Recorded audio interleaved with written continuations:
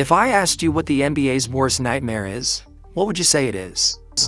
Or maybe another scandal so big that it threatens the very integrity of the league itself. But the real nightmare, the one the NBA has been quietly guarded against for 2 decades, is that its most carefully protected story might suddenly come undone.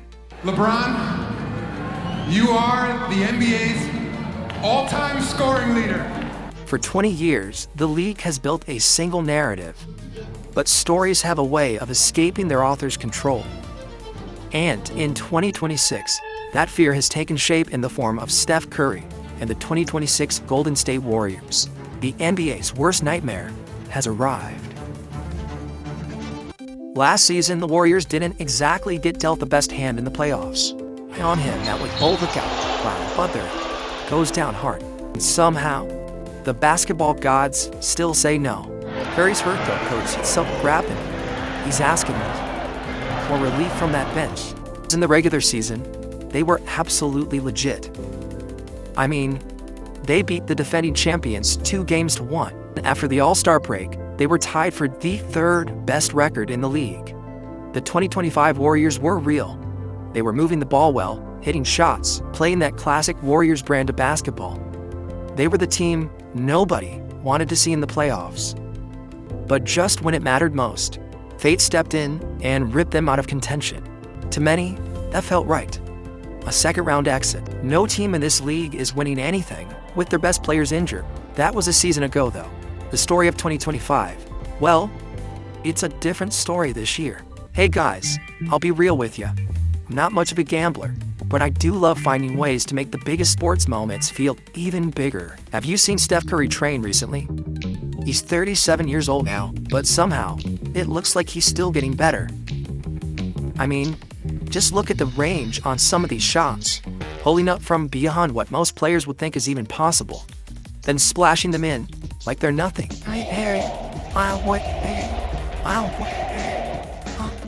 And in the weight room, the man looks completely jacked. Like, look at those guns. You might think all that extra muscle would slow him down. But his longtime trainer Brandon Payne said that the 2-time MVP's first step quickness and explosiveness is the fastest that it's ever been. Payne also explained that as players age, the one thing they can do is continue to work on processing information faster and make faster decisions to offset any gap that is created with losing a step. But that hasn't happened with him yet. He's literally moving faster than ever. The truth of the matter is, Steph Curry remains the most dangerous player in the game today. His adaptability to warp defenses is second to none. And remember, it was Curry who single-handedly carried Team USA to gold in the 2024 Olympics.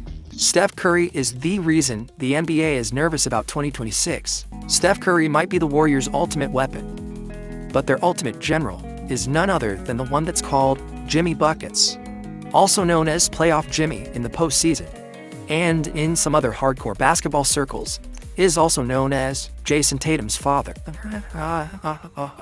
Last season, he arrived mid-year, so he didn't have much time to shake the squad, to put his stamp on the team.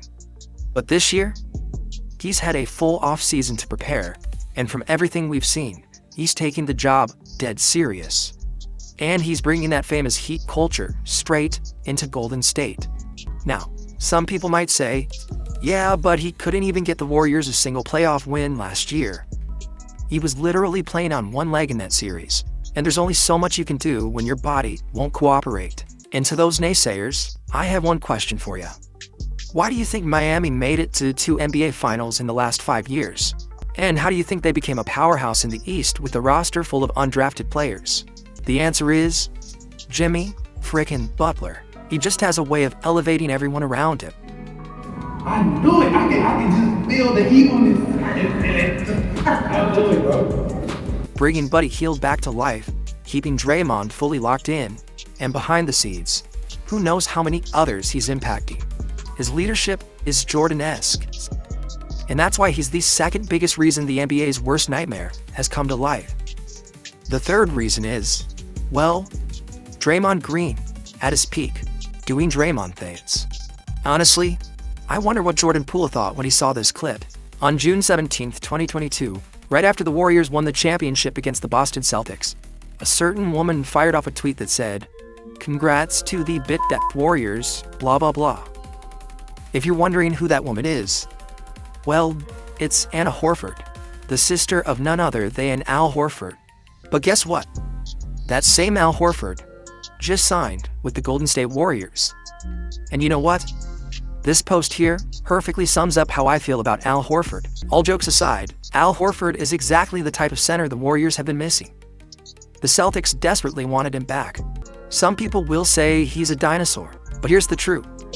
In the 2025 playoffs, Horford logged 31 minutes a game while shooting just shy of the legendary 50-40-90 mark.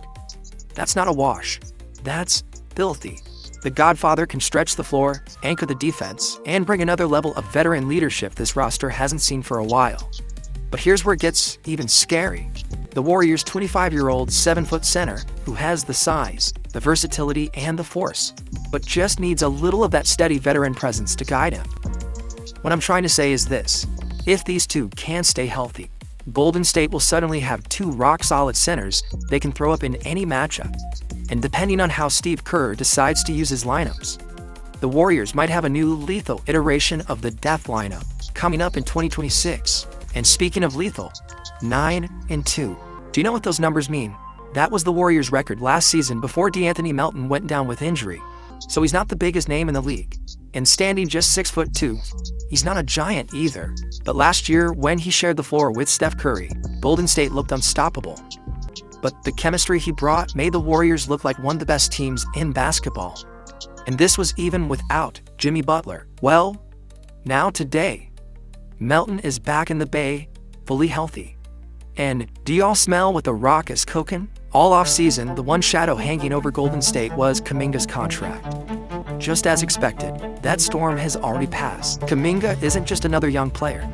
At 23 years old, he's stepping into his prime, into a body that might be the most athletic in the entire league. For years, his growth was slow but steady. But now, it feels like his time has finally come. Last season, we already saw glimpses. You know, nights when he looked like the Warriors' best scorer on the floor. But then, something with his chest. The truth is, every offseason he just keeps leveling up, driven by the pursuit of that bigger bag, which will come. But until then, he's out to prove a point, that he's worth every penny. And here's the scary part. The dude still might not even be in the starting lineup in 2026. He and his agent might go crazy over that bit of detail. But firepower, explosiveness, depth, whatever you want to call it, the Warriors have it in Kuminga. And that should terrify everyone else. Steph Curry, the greatest shooter who's ever lived. Jimmy, the most intense commander on the floor since Jordan. And Kuminga, an athletic force of nature coming off the bench. Now, I know what some people are going to say. The league has gotten better. What about the other teams? They've all made big moves too. And sure, there's some truth to that. But let's look at the facts. First off, the East is shaping up to be a cakewalk in the 2026 finals. The Celtics without Tatum are done. The Pacers without Halliburton are done as well. So that leaves us the Cavaliers and the Knicks in the East. Now, I'll give credit where it's due. Donovan Mitchell is electric. He's one of the most entertaining players in the league and earned All-NBA First Team in 2025.